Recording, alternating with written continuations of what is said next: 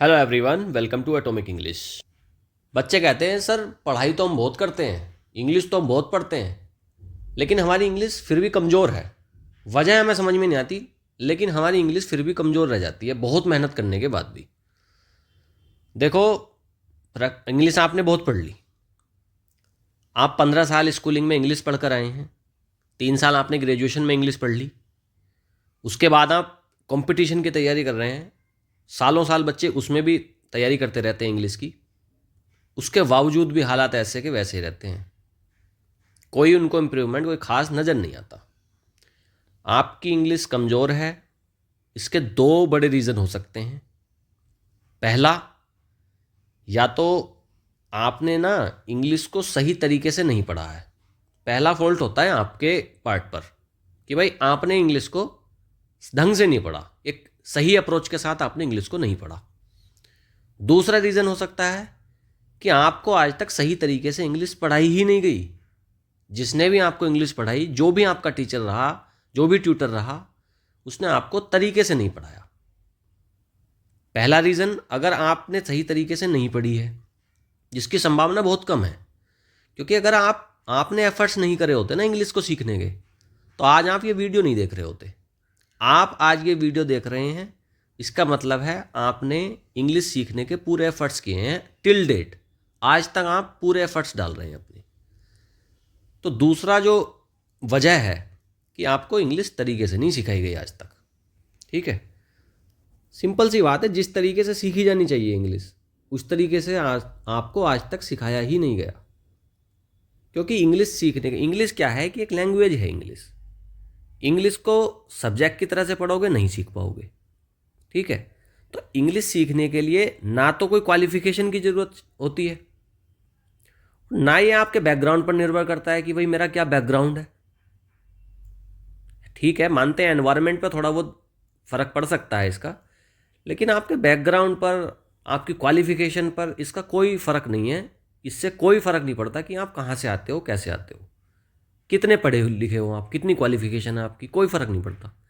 Virat Kohli 12th पास है, सचिन तेंदुलकर 10वां पास है, Ranveer Kapoor 12th तक पढ़ा लिखा है, उसके बावजूद भी इनकी इंग्लिश देखी है आपने कभी? जिस तरीके से, जितनी फ्लुएंसी के साथ ये इंग्लिश बोलते हैं, शायद कोई ग्रेजुएट भी नहीं बोल पाएगा।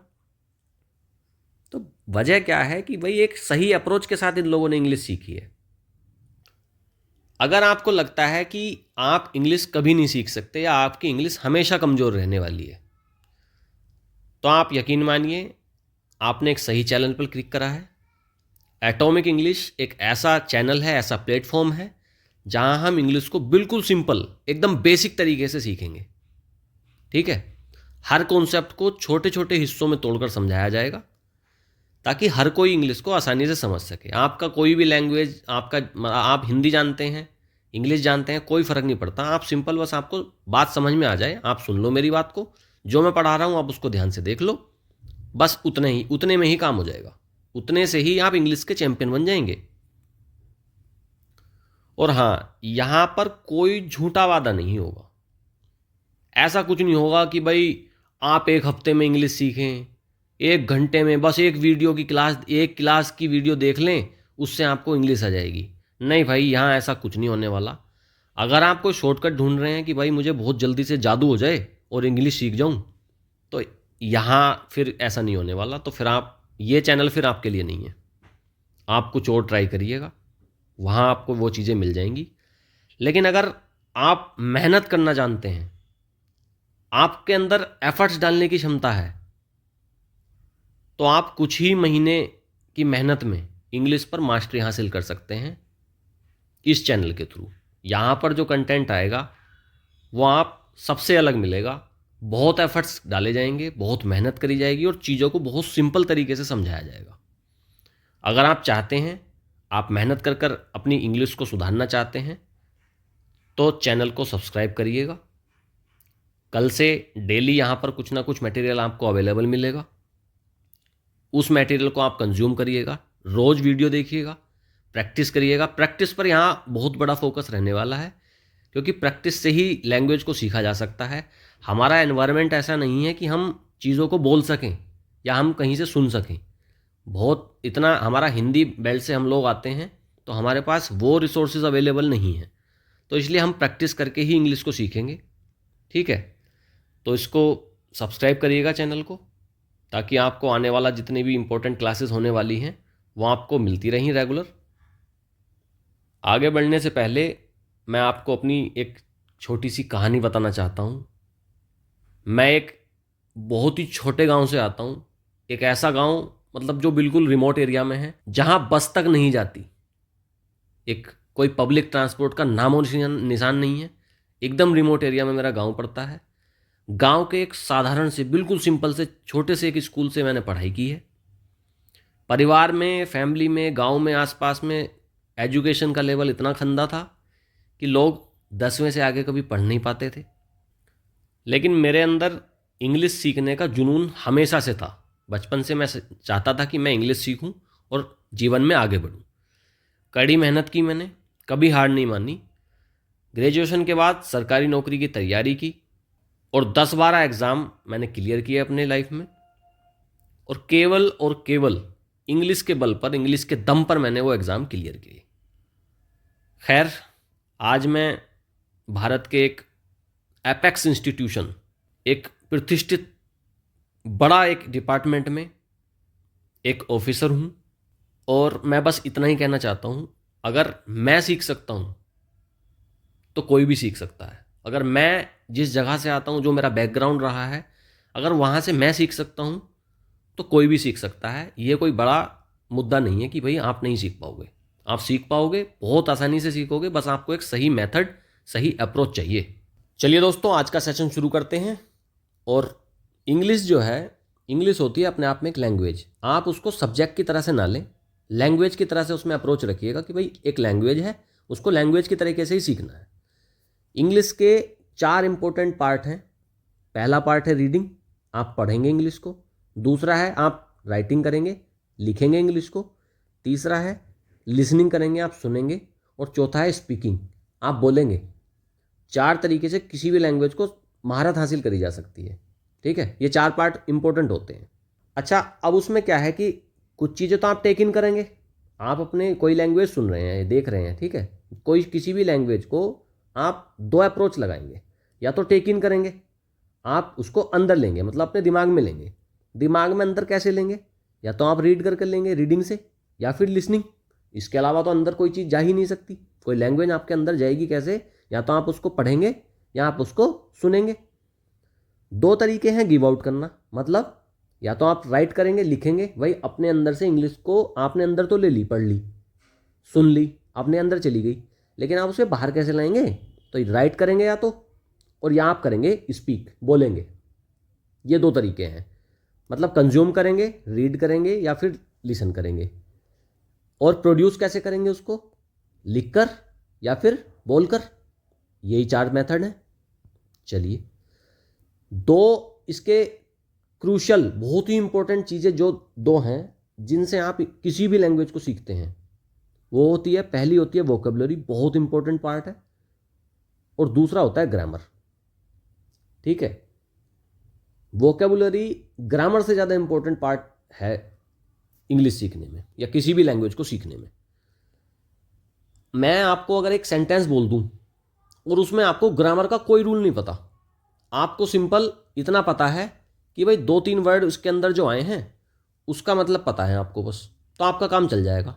जैसे मैं सेंटेंस लिखता हूं, this is a good book. आपको गुड का मतलब पता है, अच्छा होता है, और आपको बुक का मतलब पता है, बुक किताब होती है। मैंने बोल दिया this is a good book, आपको कुछ समझ में नहीं आया, आपको 2 बातें समझ में आई, गुड है और बुक है, तो आपको इतना समझ में आ जाएगा कि किसी अच्छी किताब के बारे में बात करी जा रही है। आपको ना कोई रूल पता है ना कुछ पता है, बस आपको 2 वोकेबुलरी के वर्ड पता है। तो वोकेबुलरी लैंग्वेज में इतना बड़ा रोल प्ले करती है। आगे अगर आपको इसका कंप्लीट मीनिंग समझना है तो उसके लिए आपको ग्रामर सीखनी पड़ती है कि भाई दिस क्यों आया है, इज क्यों आया है, उसके बाद गुड से पहले ए क्यों लगा है। ये सारी चीज़ें आप सीखते हैं ग्रामर में। आप वोकेबुलरी सीख लीजिए, आपको थोड़ा सा समझ में आना शुरू हो जाएगा लैंग्वेज। आप ग्रामर सीख लीजिए, आपको पूरी तरीके से समझ में आनी शुरू हो जाएगी। ठीक है, आगे बढ़ते हैं। किसी भी लैंग्वेज की शुरुआत उसके अल्फ़ाबेट से होती है। इंग्लिश की शुरुआत भी उसके अल्फ़ाबेट से हो रही है। इसके अल्फ़ाबेट्स देख लेते हैं। ABCDEFGHIJKLMNOP QRSTUVWXYZ 26 इसके अल्फ़ाबेट्स होते हैं। होप हर किसी को याद होंगे। ठीक है, आगे बढ़ते हैं। वोवल्स, 5 वोवल्स होते हैं, A E I O U, और बाकी जितने बचे बाकी सारे होते हैं कॉन्सोनेंट्स। ठीक है, सबसे छोटी यूनिट जो शुरुआत हो रही है इंग्लिश की, वो शुरुआत हो रही है अल्फ़ाबेट से। ठीक है, आगे बढ़ते हैं। अब हम क्या करेंगे, अल्फ़ाबेट्स को जोड़ेंगे और अल्फ़ाबेट्स को जोड़ने से वर्ड्स बन जाएंगे। जैसे एप्पल, APPLE, इसमें हमने अल्फ़ाबेट जोड़ दिए और एक वर्ड बन गया जिसका मीनिंग होता है सेब। एप्पल का मतलब सेब। वैसे ही बॉय बन गया, कार बन गया, run, stop, beautiful, generally, outstanding. ठीक है, ये सारे वर्ड्स बन गए। ऐसे कई हज़ार वर्ड्स होते हैं, लाखों वर्ड्स होते हैं किसी भी लैंग्वेज में।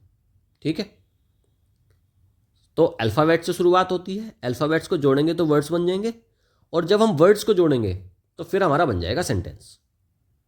ठीक है जी। सेंटेंस क्या होता है? व्हेन वी स्पीक और right we use words.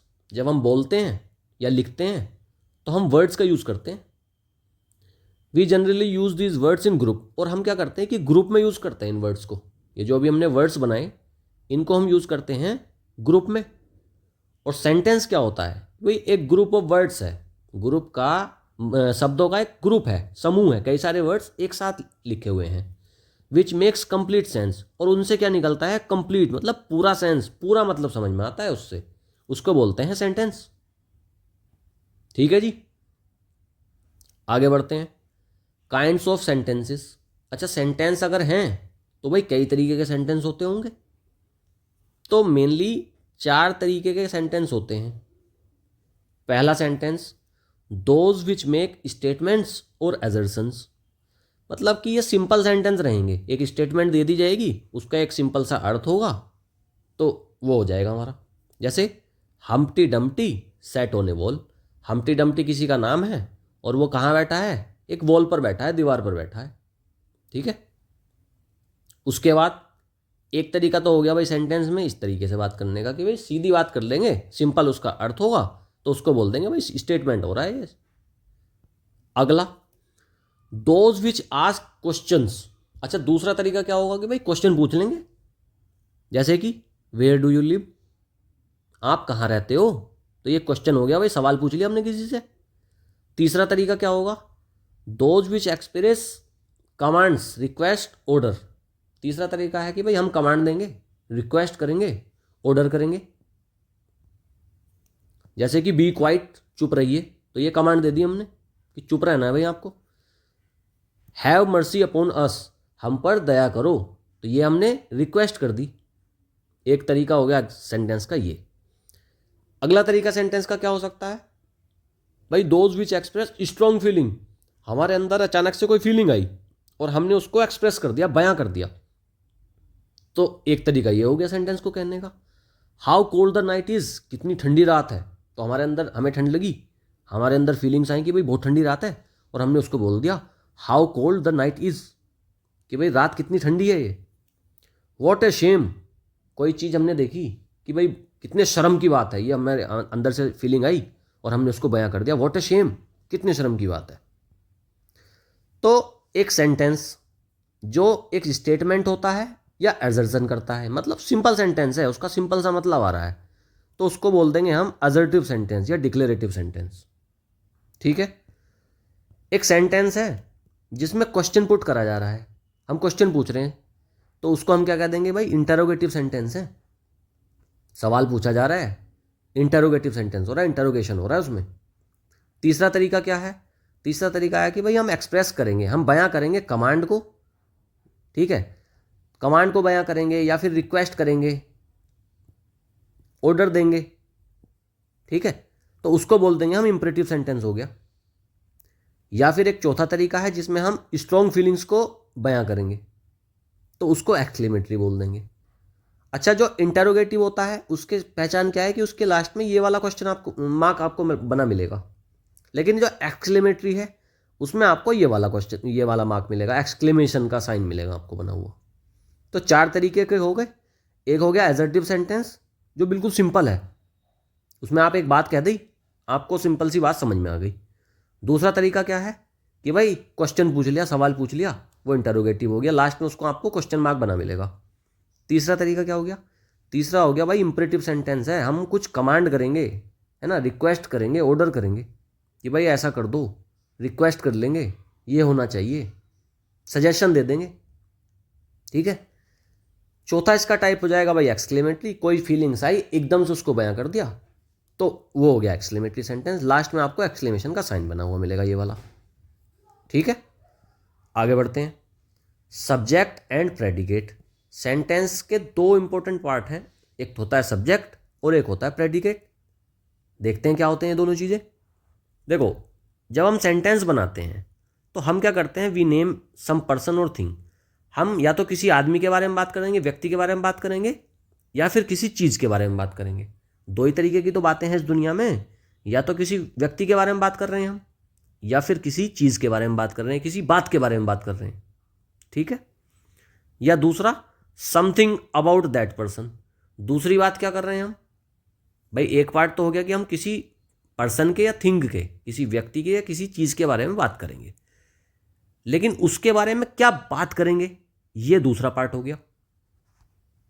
Simple words में समझते हैं। We must have a subject to speak. बात करने के लिए हमें चाहिए एक सब्जेक्ट, ठीक है, कि भाई इसके बारे में हमें बात करनी है, और दूसरा चाहिए कि हमें जो बात करनी है उसे बोलते हैं प्रेडिकेट। समझ में आया? आगे बढ़ते हैं।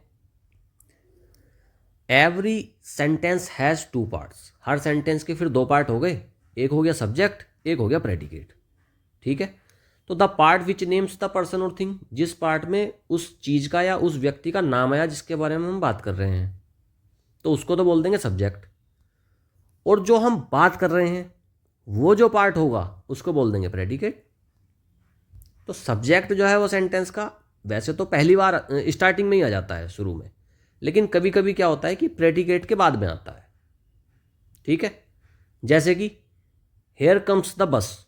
अब देखो, बस क्या है, ये सेंटेंस का सब्जेक्ट है, लेकिन ये लास्ट में आया है। Sweet are the uses of adversity.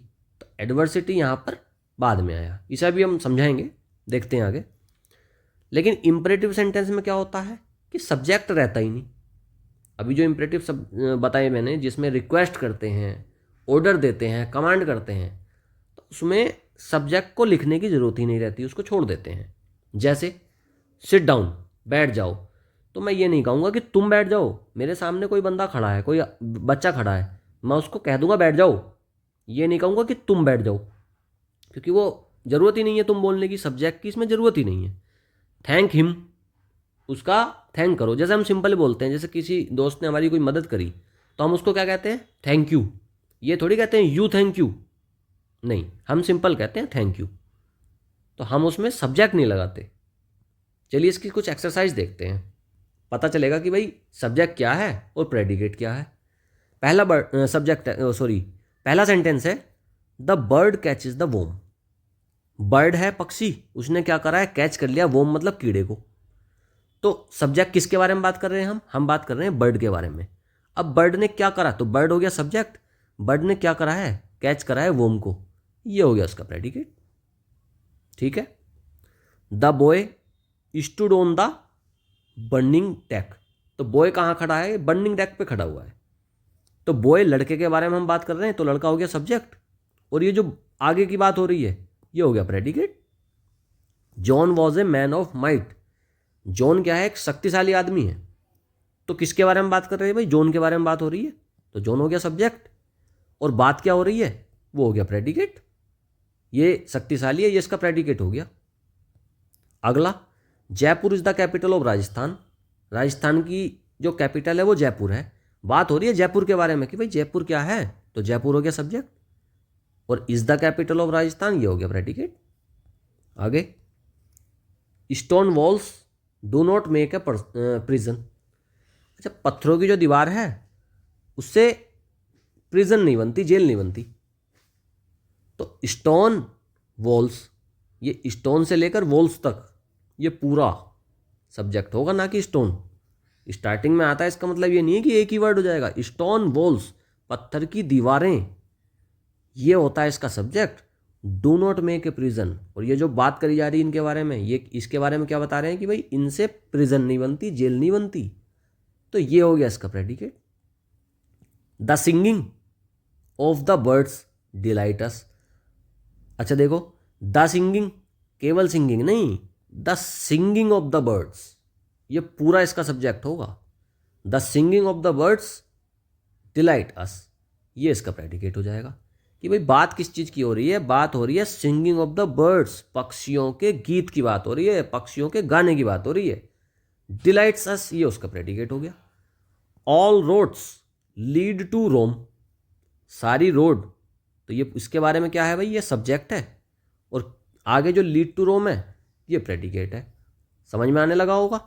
Miss Kitty was rude at the table one day, तो मिस किटी क्या है, सब्जेक्ट है। अब वह क्या थी, वह रूड थी, ये सारी बातें हो जाएंगी प्रेडिकेट में।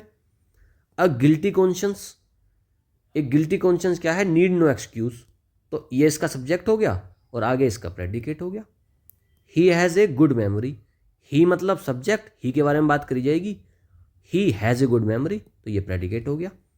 वैसे ही आगे अब समझ में आने लगा होगा धीरे धीरे। The beautiful rainbow soon faded away, beautiful rainbow के बारे में बात करी जा रही है, सब्जेक्ट हो गया। उससे आगे जो बचा वो प्रेडिकेट हो गया। बैड हैबिट्स ग्रो अनकॉन्शियसली, ये सब्जेक्ट हो गया और ग्रो अनकॉन्शियसली हो गया इसका predicate. The earth revolves around the sun, earth कहाँ क्या करती है, रिवॉल्व करती है, चक्कर लगाती है अराउंड द सन, सन के चारों तरफ। तो अर्थ के बारे में बात कर रहे हैं, वो सब्जेक्ट हो गया, आगे प्रेडिकेट हो गया। Nature is the best physician, nature क्या है, प्रकृति क्या है, सबसे बेस्ट मतलब सबसे अच्छा फिजिशियन है, डॉक्टर है।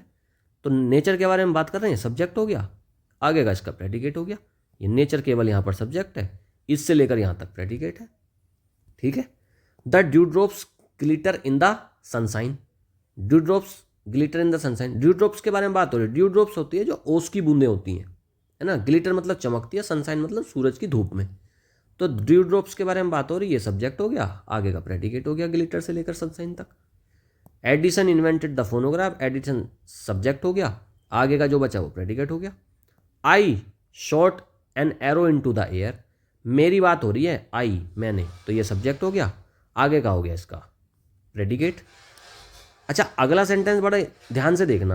A barking sound the shepherd heard, sorry hears, a barking sound the shepherd hears, एक बार्किंग साउंड है, भौंकने की आवाज़ उसने सुनी। किसने सुनी, शेफर्ड ने। शेफर्ड होता है गडरिया, जो पशु वगैरह को चराता है।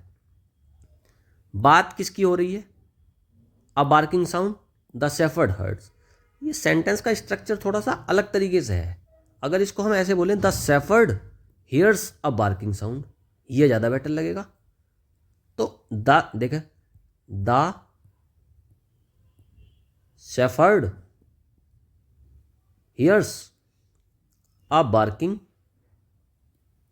साउंड। ठीक है। तो जो द शेफर्ड है ये इसका सब्जेक्ट हो गया, और ये जो हियर्स से लेकर आगे बचा ये हियर्स और बार्किंग साउंड, ये इसका प्रेडिकेट हो गया। तो सब्जेक्ट है इसमें शेफर्ड और बाकी हो गया इसका प्रेडिकेट। ठीक है। We can not pump the ocean dry, तो वी की बात हो रही है, हम, ये सब्जेक्ट हो गया, क्या नहीं कर सकते वो सारा प्रेडिकेट हो गया। अगला सेंटेंस भी इंपॉर्टेंट है। On the top of the hills lives a hermit, इसको ऐसे बनाओ, a hermit lives on the top of the hill, तो सब्जेक्ट इसका हर्मिट हो गया और बाकी हो गया इसका प्रेडिकेट। अगला सेंटेंस है, borrowed garments never fit well, borrowed garments जो मांगे हुए कपड़े होते हैं ना, वो फिट नहीं आते कभी भी। तो बोरोड गारमेंट्स की बात हो रही है, ये सब्जेक्ट हो गया और आगे वाला प्रेडिकेट हो गया। होप आपको अभी सारा कुछ समझ में आ गया होगा कि भाई सेंटेंस में सब्जेक्ट क्या होता है और प्रेडिकेट क्या होता है। तो सब्जेक्ट में जनरली नाउन और प्रोनाउन आपको देखने को मिलता है। ठीक है।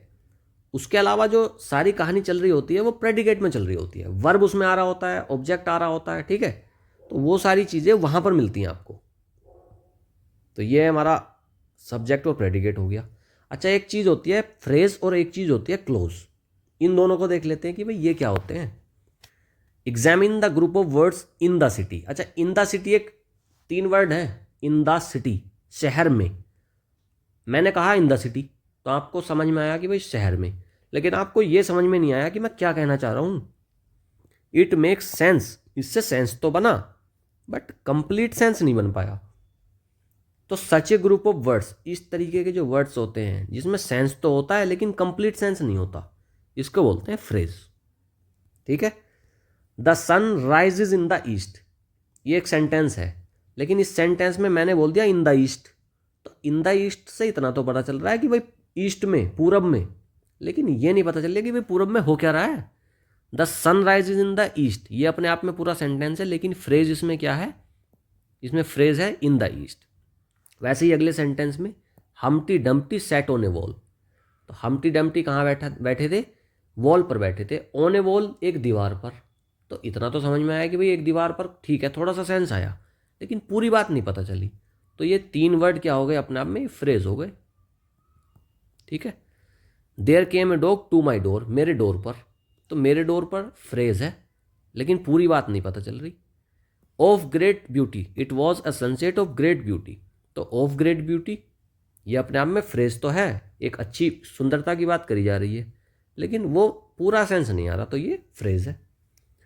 The tops of the mountains were covered with snow, snow होती है बर्फ, तो जो टॉप है, जो ऊपर की चोटी है माउंटेन्स की, ऑफ द माउंटेन्स, अब देखो 3 वर्ड बोल दिए, ऑफ द माउंटेन्स, माउंटेन्स की, तो समझ में तो आया थोड़ा सा, लेकिन पूरी बात समझ में नहीं आई। Tell me what to do now, tell me what to do now, अगर मैं सिंपल बोलूँ वॉट टू डू नाउ तो इससे समझ में नहीं आया, लेकिन tell me what to do, अब मुझे बताओ क्या करना है, वैसे, तो ये सब फ्रेज हो गए। तो इस तरीके से ये फ्रेज हो जाते हैं। अच्छा, अगले कुछ वर्ड देखो, ये 2 सेंटेंस देखना, इसमें आपको एक चीज़ और समझाते हैं। ही has A chain of diamond, उसके पास डायमंड की चेन है, सॉरी चेन है उसके पास डायमंड की। तो ऑफ डायमंड 2 वर्ड है, मतलब ग्रुप ऑफ वर्ड है, क्या हो गया, फ्रेज हो गया। अगला सेंटेंस पढ़ो जरा। ही हैज़ ए चेन, उसके पास एक चेन है, which is made of diamond, जो डायमंड से बनी है। अब ये देखो, ये इसको पूरे तरीके से इसको एक्सप्लेन करा गया है, तो ये अपने आप में होती है क्लोज। ठीक है। फर्क देखो, इसमें फर्क क्या है, ये भी ग्रुप ऑफ वर्ड्स है, ये भी ग्रुप ऑफ वर्ड्स है, लेकिन इसमें विच एक सब्जेक्ट आया है, विच इज एक made of diamond, which is made of diamond, subject भी आया है उसमें, वर्ब भी आया है, इस वर्ब भी आ गया। तो फ्रेज एक ग्रुप ऑफ वर्ड्स है जिसका एक थोड़ा सा सेंस आता है। क्लोज वो भी एक ग्रुप ऑफ वर्ड्स है, उसमें भी 3-4 वर्ड होंगे, उसका भी थोड़ा सा सेंस आएगा, लेकिन बस फर्क दोनों में इतना रहेगा, जो क्लोज रहेगी उसमें सब्जेक्ट भी होगा और वर्ब भी होगी। ठीक है। आगे देखते हैं। We recognise the first group of words as phrase, पहला वाला क्या था इनमें से, ऑफ डायमंड, ये था फ्रेज, और दूसरा वाला क्या था जिसमें सब्जेक्ट वगैरह आता है, which is made of diamond, तो ये हो गया क्लोज। तो ये इनमें क्या होता है कि भाई सब्जेक्ट भी होता है और एक प्रेडिकेट भी होता है, मतलब वर्ब वगैरह भी आ रही होती है, तो उसे बोल देंगे क्लोज। सिंपल। देखो, people who pay their debts are trusted, people है, अब देखो हु सब्जेक्ट भी हो गया, पे इसमें वर्ब भी आ गई, सब्जेक्ट हो गया वर्ब हो गया, तो ये पूरा सब्जेक्ट और प्रेडिकेट दोनों को मिलाकर एक क्लोज बन गया, लेकिन फिर भी इनमें पूरा मीनिंग समझ में नहीं आ रहा। लेकिन जो फ्रेज था उसमें सब्जेक्ट और वर्ब वगैरह का उसमें मिसिंग होती है। ठीक है। We can not start while it is raining, हम स्टार्ट नहीं कर सकते जब यह रेन हो रहा है, तो देखो इट भी आ गया और इज भी आ गया, सब्जेक्ट भी आ गया, वर्ब भी आ गया, मतलब प्रेडिकेट और सब्जेक्ट दोनों प्रेजेंट है, लेकिन मीनिंग हाँ इसका फिर भी अधूरा ही है। I think you have made a mistake, अब देखो यू भी आ गया, सब्जेक्ट हो गया, उसके बाद ये सारा प्रेडिकेट, क्योंकि इसमें वर्ब भी आ गई और आगे ये ऑब्जेक्ट भी हो गया, तो सारा कुछ इसमें आ रहा है, लेकिन फिर भी ये इनकम्प्लीट है, क्योंकि पूरी बात अगर पूरा सेंटेंस आएगा, पूरी सेंस तो सेंटेंस के अंदर ही बनता है। ठीक है जी, ये हो गया। आगे बढ़ते हैं। आगे है parts of speech. Parts of speech क्या होती है? देखो कुछ ऐसे वर्ड हैं, अब क्या है कि इंग्लिश में चीज़ों को अलग अलग तरीके से बांट दिया जाएगा। Words are divided into different kinds of classes, बहुत अलग अलग तरीके से उनको बांटेंगे, उनको बोलते हैं पार्ट्स ऑफ स्पीच। कोई नाउन होगा, कोई प्रोनाउन होगा, कोई एडजेक्टिव होगा, कोई एडवर्ब होगा, तो उनका जैसे यूज़ है उस तरीके से उसको बांट देंगे। देखते हैं आगे। Parts of speech are 8 in number. Number में कितने हैं भाई? 8 हैं ये। पहला नाउन होता है, एडजेक्टिव होता है, प्रोनाउन होता है, वर्ब, एडवर्ब, प्रीपोजिशन, कंजंक्शन और इंटरजेक्शन। नाउन देखते हैं भाई क्या होता है। A noun is a word used as the name of a person, place और थिंग। भाई ऐसा वर्ड है जिससे या तो किसी पर्सन के बारे में पता चल रहा है उसका नाम क्या है, या फिर प्लेस के बारे में पता चल रहा है कि उसका नाम क्या है, या फिर किसी थिंग के बारे में, किसी चीज़ के बारे में पता चल रहा है। जैसे Ashoka was a king. Ashoka क्या है? नाउन है भाई। उसका पता चल रहा है कि नाम क्या है उसका, नाउन है, और वह क्या है? किंग है वह, तो ये भी अपने आप में नाउन है। Delhi is on the banks of river Yamuna. Delhi कहाँ है भाई? दिल्ली एक शहर का नाम है, एक थिंग का, प्लेस का नाम है। बैंक क्या है? बैंक एक चीज़ होती है भाई, नदी के किनारे को बैंक बोलते हैं, ये भी अपने आप में नाउन है। रिवर, नदी एक चीज़ है कि भाई जहाँ बहुत सारा पानी बह रहा होता है और वो पहाड़ों से नीचे की तरफ बह रहा होता है, उसको रिवर बोलते हैं, नदी बोलते हैं, नाउन है अपने आप में। यमुना उस नदी का नाम है, नाउन है अपने आप में। The rose smells sweet. बहुत सारे फूल होते हैं, उनमें से एक रोज़ उसका नाम है फूल का, नाउन हो गया। The sun shines bright. Sun क्या है? एक अपने आप में आसमान में बहुत सारे तारे हैं, स्टार्स हैं, उसमें से एक सन है, तो सन क्या हो गया? नाउन हो गया। हिज करेज वॉन हिम ऑनर। उसकी हिम्मत ने उसको क्या दिया है? सम्मान दिलाया है। तो करेज मतलब, करेज क्या है? एक चीज़ है भाई, करेज एक चीज़ है। कैसे भाई? हिम्मत एक चीज़ है ना, किसी की क्वालिटी है, कोई चीज़ है, तो उसको करेज बोल दिया और ऑनर हो गया। ठीक है। द वर्ड थिंग, अब देखो थिंग पर्सन हो गया, व्यक्ति, प्लेस हो गया, कोई स्थान है उसका नाम, लेकिन थिंग क्या होगी? कोई भी ऐसी चीज़ जिसको हम देख सकते हैं, सुन सकते हैं, टेस्ट कर सकते हैं, टच कर सकते हैं, या स्मेल कर सकते हैं, या सोच सकते हैं, तो उन सभी चीज़ों को थिंग में गिना जाएगा। थिंग का मतलब ये नहीं है कि भाई कुर्सी, मेज, इन चीज़ों को थिंग नहीं, कोई चीज़ हम देख रहे हैं वो भी एक थिंग है। ठीक है जी, आगे बढ़ते हैं। ये आ गया, मैंने अभी बताया, देखो थिंक भी कर सकते हैं, जिस चीज़ को हम परसीव नहीं कर सकते सेंसेस से, सोच सकते हैं, तो उसको भी थिंक बोलते हैं, वो भी एक चीज़ है। दूसरा प्रोनाउन। प्रोनाउन क्या है भाई? यूज़ करते हैं उसको नाउन के जगह पर। जैसे Rahul is absent, Rahul absent है, और वह क्यों अपसेंट है? बिकॉज ही इज़ इल। अब देखो इसको रिपीट ना करना पड़े बार बार राहुल को, Rahul is absent because Rahul is ill, because Rahul, हर बात पे राहुल थोड़ी बोलोगे, तो अब उसको ही के तरीके से डिनोट कर दिया, क्योंकि ये मेल है इसलिए इसको ही कह दिया। तो ही क्या हो गया? नाउन की जगह पर यूज हुआ है ये, राहुल की जगह पर, तो इसलिए हो गया प्रोनाउन।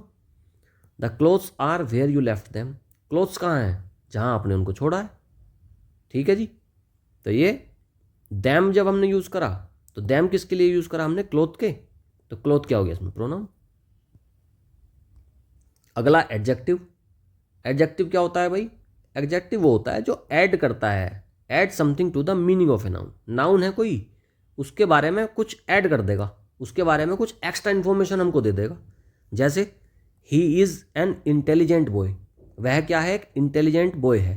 अब देखो बॉय तो अपने आप में नाउन है, लेकिन बॉय कैसा है? इंटेलिजेंट है। तो ये किसने बताया हमें? एडजेक्टिव ने बताया हमको। अगला सेंटेंस देखते हैं। There are 20 students in this class. इस क्लास में 20 स्टूडेंट हैं। स्टूडेंट क्या है? अपने आप में नाउन है, लेकिन उसके बारे में हमें क्या इन्फॉर्मेशन दे दी इसने, 20 ने, कि भैया 20 हैं, इसका नंबर बता दिया, तो ये एडजेक्टिव हो गया। ठीक है जी, आगे चलते हैं। अगला पार्ट्स ऑफ स्पीच होता है वर्ब। वर्ब, इससे क्या पता चलता है भाई? इससे पता चलता है कि या तो कोई एक्शन का पता चलेगा कि कोई काम हो रहा है, या फिर स्टेट का पता चलेगा कि क्या किस स्थिति में है कोई चीज़, उसकी दशा क्या है। जैसे the boy wrote a letter to his cousin. तो लड़के ने क्या एक्शन करा है? रोट करा है, लिखा है। लिखना अपने आप में एक एक्शन है, तो ये वर्ब हो गया, अपने कज़िन को लिखा है। Kolkata is a big city, तो कोलकाता है, अब ये इसकी स्टेट होगी कि भाई कोलकाता है, तो ये वर्ब हो गई। Iron and copper are useful metal, तो आर क्या है, इसकी स्टेट हो गई, इसकी दशा हो गई कि भाई आयरन और कॉपर हैं, यूजफुल मेटल्स हैं वो, तो ये भी अपने आप में वर्ब हो गई। आगे एडवर्ब, एडवर्ब क्या है भाई, एडवर्ब का मतलब है कि भाई ऐसा वर्ड जो ऐड करता है something to the meaning of verb के, एडजेक्टिव के, या फिर अनदर एडवर्ब के। एडवर्ब वो चीज़ है, जैसे एडजेक्टिव था, एडजेक्टिव नाउन के बारे में कुछ एक्स्ट्रा इन्फॉर्मेशन दे रहा था, वैसे ही एडवर्ब क्या करेगा, किसी वर्ब की एक्स्ट्रा इन्फॉर्मेशन बता देगा, किसी एडजेक्टिव के बारे में एक्स्ट्रा इन्फॉर्मेशन दे देगा, या फिर किसी एडवर्ब खुद अपने एक एडवर्ब के बारे में भी एक एक्स्ट्रा इन्फॉर्मेशन दे देगा हमको। जैसे he worked the sum quickly, उसने सम मतलब सवाल को उसने कैसे करा है, क्विकली, तो मतलब जल्दी से कर लिया, तो उसने क्या करा है, वर्क करा है सम को, तो काम कैसे करा है, क्विकली, तो वर्कड अपने आप में वर्ब है, उसके बारे में क्या बताया इसने कि भाई कैसे करा है, जल्दी, तो वर्ब के बारे में एक्स्ट्रा इन्फॉर्मेशन दे दी।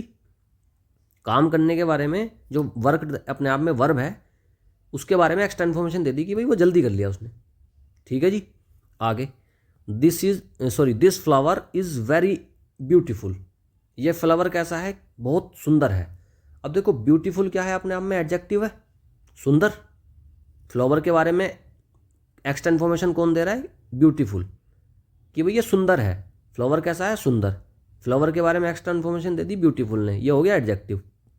लेकिन कितना सुंदर है, वेरी, वेरी ब्यूटीफुल, तो मतलब एडजेक्टिव के बारे में भी एक्स्ट्रा इन्फॉर्मेशन दे दी हमको किसने, वेरी ने, और जो क्या है, एडवर्ब है।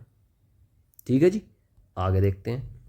She pronounced the word quite correctly, उसने वर्ड को प्रोनाउंस करा है, पढ़ा है, कैसे, क्वाइट करेक्टली। अब देखो करेक्टली क्या है, देखो प्रोनाउंस कर दिया, यह होती है अपने आप में वर्ब, वर्ब को कैसे करा है, करेक्टली, मतलब ठीक से पढ़ा है, ये हो गई अपने आप में एडवर्ब, कि भाई किस तरीके से पढ़ा है, ठीक से पढ़ा है। तो प्रोनाउंस के बारे में एक्स्ट्रा इन्फॉर्मेशन दे दी करेक्टली ने, कि भाई करेक्टली पढ़ा है। लेकिन करेक्टली कितना, क्वाइट करेक्टली, मतलब बहुत ही करेक्टली, बहुत ही ठीक तरीके से। तो एडवर्ब ने इस क्वाइट, ये भी क्या हो गया भाई, ये एडवर्ब हो गया, इसने अपने ही एक एडवर्ब को क्वालिफाई कर दिया, उसके बारे में एक्स्ट्रा इन्फॉर्मेशन दे दी। ठीक है जी, ये हो गया हमारा एडवर्ब। अच्छा, प्रीपोजिशन क्या है, preposition is a word used with noun, noun के साथ यूज़ करते हैं या प्रोनाउन के साथ यूज़ करते हैं। और क्यों यूज़ करते हैं, टू शो, ये दिखाने के लिए कि भाई एक पर्सन और थिंग जो है वो डिनोट कैसे करा जा रहा है, उसका रिलेशन क्या है, क्या पोजीशन है उसकी। जैसे there is a cow in the garden, cow कहाँ है, गाय कहाँ पर है, इन द गार्डन, उसकी पोजीशन क्या पता चलेगी, इन से पता चलेगी कि वो गार्डन में है। ठीक है जी। दूसरा, the sun rises in the east, अब सन, सूरज जो निकलता है वो कहाँ निकलता है, इन द ईस्ट, तो उसकी पोजीशन पता चल गई हमको। The cars run over the bridge, cars कहाँ पर दौड़ती हैं, चलती हैं, ब्रिज के ऊपर, ओवर, तो ये प्रीपोजिशन हो गया, मतलब उसकी पोजीशन बता रहा है कि भाई ये कहाँ चल रही है, कहाँ हो रही है कोई भी चीज़। A fair little girl sat under a tree, एक छोटी सुंदर लड़की कहाँ बैठी थी, अंडर अ ट्री, तो भाई उसकी पोजीशन बता दी कि भाई एक ट्री था, एक ट्री था, उसके यहाँ पर बैठी हुई थी नीचे, अंडर द ट्री, तो ये भी अपने आप में प्री पोजीशन हो गई उसकी, उसकी पोजीशन बता दी उसने। ठीक है जी। अगला वर्ड आता है कंजंक्शन, पार्ट्स ऑफ स्पीच है अगला, कंजंक्शन। तो कंजंक्शन क्या है भाई, एक ऐसा वर्ड है जो ज्वाइन करता है वर्ड को या सेंटेंस को, दो वर्ड को जोड़ देगा या दो सेंटेंस को जोड़ देगा, वो होता है कंजंक्शन। जैसे Ram and Hari are two cousins, तो दो वर्ड को जोड़ दिया, राम को और हरि को, एंड ने, तो ये क्या हो गया, कंजंक्शन हो गया। 2 and 3 makes 5, 2 और 3 से क्या बनता है, 5, 2 और 3 जोड़ने से, तो इसको जोड़ दिया, तो ये हो गया कंजंक्शन। आई रैन फास्ट, मैं तेज दौड़ा, बट मिस्ड द ट्रेन, अब दो सेंटेंस हैं, आई रैन फास्ट, मैं तेज दौड़ा, और दूसरा सेंटेंस है missed the train, I missed the train. तो एक तरफ तो मैं तेज दौड़ा और दूसरा सेंटेंस हो गया जी बस ट्रेन छूट गई, दोनों चीज़ों को किसने जोड़ दिया, बट ने जोड़ दिया, तो ये क्या हो गया, कंजंक्शन हो गया। आगे देखते हैं इंटरजेक्शन। ये इसका लास्ट टाइप है पार्ट्स ऑफ स्पीच का। इसका यूज़ रेयरली हमको मिलता है। स्पोकन इंग्लिश में तो ये इसका काफ़ी इम्पोर्टेंस है, लेकिन पढ़ते वक्त हम इसको ग्रामर वगैरह में बहुत कम इसका यूज़ देखने को मिलता है। An interjection is a word, ये एक वर्ड है जो एक्सप्रेस करता है सडन फीलिंग। ठीक है जी। तो ये जो एक्सक्लेमेटरी सेंटेंस थे उसमें यूज़ करा जाएगा बस। जैसे कि hurrah, we have won the game. तो ये खुश होने के बाद कह रहा है hurrah, we have won the game. Alas, she is dead. तो ये इस तरीके से इंटरजेक्शन का यूज़ है। अच्छा, कुछ डिटर्मिनर्स भी होते हैं पार्ट्स ऑफ स्पीच के अलावा। इनको और देख लेते हैं। ये क्या होते हैं भाई? ये होते हैं कुछ ऐसे वर्ड्स होते हैं जो डिटरमिन करेंगे नाउन को, कि भाई ये क्या, नाउन के बारे में डिटरमिन कर देंगे चीज़ों को। जैसे ए, एन और द, उसका नंबर बता देगा या फिर वो बता देगा कि भाई ये डेफिनिट है। ठीक है जी। ये इनको आर्टिकल भी बोलते हैं। दिस हो जाएगा, दैट हो जाएगा, वो डिटरमिन करेगा कि भाई ये वाला, दिस, दैट वह वाला, दीज ये वाले। ठीक है। Every, each, some, any, my, his, one, two, etcetera. ठीक है जी। सेंटेंस में जब तक हमें ये समझ में नहीं आएगा कि क्या यूज़ हो रहा है, तब तक हमें ये नहीं पता चलेगा कि ये वर्ड क्या है। जैसे दे अराइव्ड सून आफ्टर, वह क्या हुए, जल्दी आ गए। सून आफ्टर, अब यहां पर तो इसका यूज हो गया एडवर्ब के रूप में, लेकिन दे अराइव्ड आफ्टर अस, वह हमारे बाद आए। तो आफ्टर जो यहां पर आया, एक ही वर्ड है, यहां भी आफ्टर लगा है, यहां भी आफ्टर, लेकिन यहां पर एडवर्ब है और यहां पर इसका यूज हो गया प्रीपोजिशन की तरह से।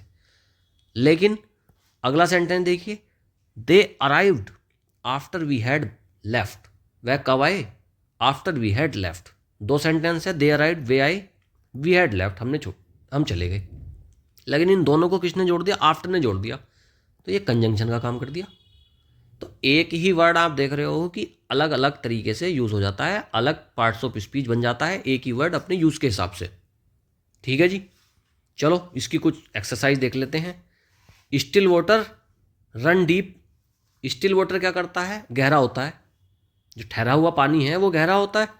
वाटर क्या है, नाउन है। नाउन के बारे में कुछ एक्स्ट्रा इन्फॉर्मेशन दे रहा है स्टिल, तो ये क्या हो गया जी, एडजेक्टिव हो गया जी ये। आगे, suddenly one of the wheels came of. अच्छा, अचानक से क्या हुआ कि एक पहिया निकल गया, तो केम मतलब निकल गया, कहाँ निकल गया, ऑफ मतलब बाहर, तो ये क्या हो गया जी, एडवर्ब हो गया। केम मतलब वर्ब मान लो उसको, तो वर्ब को की एक्स्ट्रा इन्फॉर्मेशन कितनी दे दी भाई, एडवर्ब ने दे दी, ऑफ ने दे दी। He still lives in that house, वह अभी भी उस घर में रहता है। तो लिव्स क्या है, वर्ब है अपने आप में, लेकिन वर्ब की एक्स्ट्रा इन्फॉर्मेशन दे दी कि भाई रहता तो है लेकिन अभी भी रहता है। तो स्टिल यहां पर क्या हो गया, एडवर्ब हो गया। देखो यहां पर स्टिल क्या हुआ था, एडजेक्टिव हुआ था, और यहां पर स्टिल क्या हो गया, एडवर्ब हो गया। अगला sentence, Muslims fast in the month of Ramzan. Ramzan के महीने में मुस्लिम क्या करते हैं, फास्ट रखते हैं, व्रत रखते हैं। ठीक है। तो फास्ट क्या है, यहां पर वर्ब की तरीके से यूज कर लिया इसको हमने, Muslims fast in the month of Ramzan. ठीक है जी।